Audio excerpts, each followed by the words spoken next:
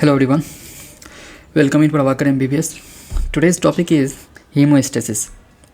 अगर इस टॉपिक का इम्पोर्टेंट का बात करें तो कई बार यूनिवर्सिटी में एज ए शॉर्ट नोट्स पूछा जा चुका है।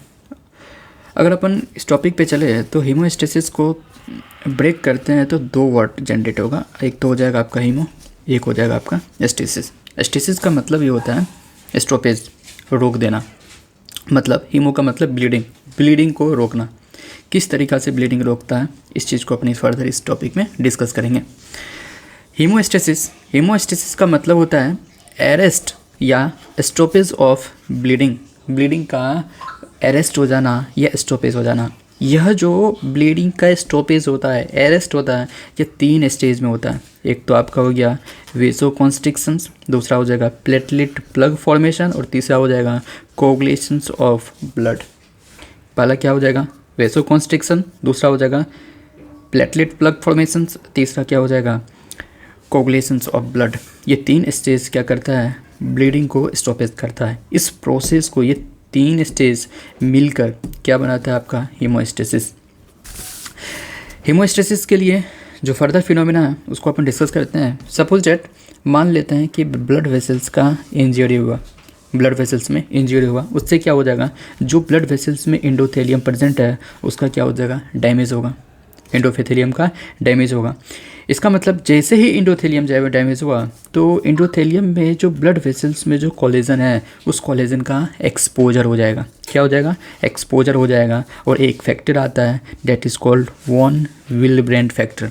कौन सा, वॉन विल्ब्रेंट फैक्टर। ये क्या करेगा, वॉन विल्ब्रेंट फैक्टर क्या करेगा, जो प्लेटलेट का कोलेजन से एडहेरेंस को इंक्रीज़ कर देगा। क्या करेगा, प्लेटलेट का कोलेजन से एडहेरेंस को इंक्रीज़ कर देगा। कौन सा factor, that is called von Willebrand factor. Von Willebrand जिसको फैक्टर बोलते हैं। याद रखना फिर से, ब्लड वेसल्स में इंजरी हुआ जिसके कारण एंडोथेलियम डैमेज होगा और एंडोथेलियम डैमेज होने से कोलेजन उसका एक्सपोज कर जाएगा। और जैसे ही कोलेजन एक्सपोज किया तो एक फैक्टर आएगा रोल में, उस फैक्टर को बोलते हैं वॉन विल्ब्रेंट फैक्टर।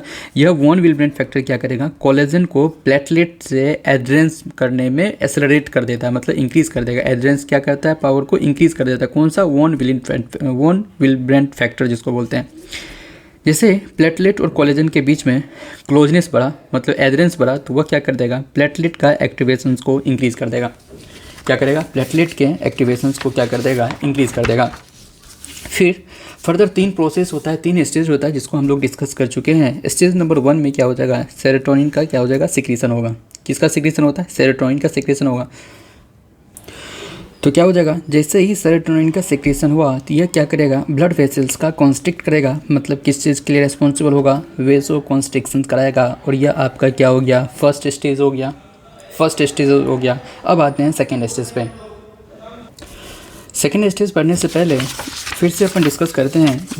जैसे ही ब्लड वेसल्स का इंजरी हुआ, मतलब एंडोथेलियम का डैमेज हुआ, मतलब कोलेजन एक्सपोजर करेगा। जैसे ही कोलेजन का एक्सपोजर होगा तो और यह क्या करेगा, एक factor that is called von Willebrand factor. यह क्या करेगा, एडहेरेंस को क्या करेगा, इंक्रीज़ कर देगा प्लेटलेट को, किससे, कोलेजन से।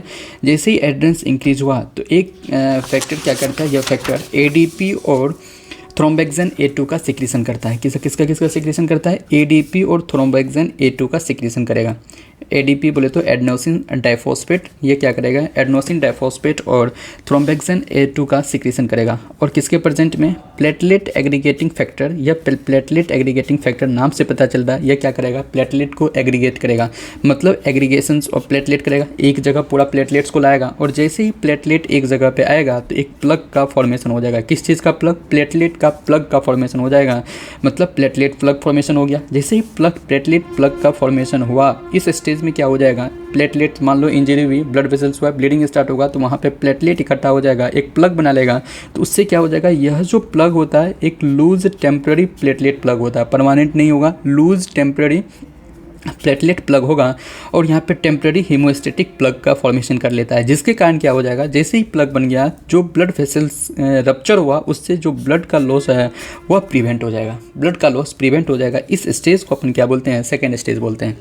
क्या बोलते हैं, सेकेंड स्टेज बोलते हैं। जो थर्ड स्टेज है, इस स्टेज में क्या होता है, ब्लड का क्लॉटिंग होता है, मतलब कोएगुलेशन होता है, जिसको अपन नेक्स्ट टॉपिक में बात करेंगे। फिर देख लेते हैं इसमें क्या होता है, जो प्रोथ्रोम्बिन एक्टिवेटर है, इस प्रोथ्रोम्बिन एक्टिवेटर का फॉर्मेशन होगा। और प्रोथ्रोम्बिन एक्टिवेटर का काम क्या होता है, यह फाइब्रिनोजेन को फाइब्रिन में कन्वर्ट करता है। जब फाइब्रिन में कन्वर्ट हो जाएगा, इसका मतलब क्या करेगा, यह ब्लड क्लॉटिंग करेगा। और ब्लड क्लॉटिंग क्या होता है उसको नेक्स्ट वीडियो में अपन डिस्कस करेंगे। यह रहा आपका हीमोस्टेसिस। और एक चीज़ याद रखना, एक होता है होम्योस्टेसिस। होम्योस्टेसिस और हीमोस्टेसिस में कंफ्यूज नहीं होना, क्योंकि होम्योस्टेसिस क्या होता है, होम्योस्टेसिस होता है maintenance of constant internal environment, उसे बोलते हैं होम्योस्टेसिस। हीमोस्टेसिस क्या होता है, अरेस्ट या स्टॉपेज ऑफ ब्लीडिंग, जो ब्लीडिंग होता है उसको रोक देता है, उसके स्टॉपेज कर देगा, इसे अपन क्या बोलेंगे, हीमोस्टेसिस। इसीलिए कंफ्यूज नहीं होना। ये तो एक छोटा सा टॉपिक था। Thank you so much guys for watching my video. अगर आपको नोट्स चाहिए तो डायरेक्ट टेलीग्राम चैनल को आप ज्वाइन कर सकते हो, और डिस्क्रिप्शन लिंक में भी आप डायरेक्ट कर सकते हो, डाउनलोड कर सकते हो। Thank you so much guys for watching my video.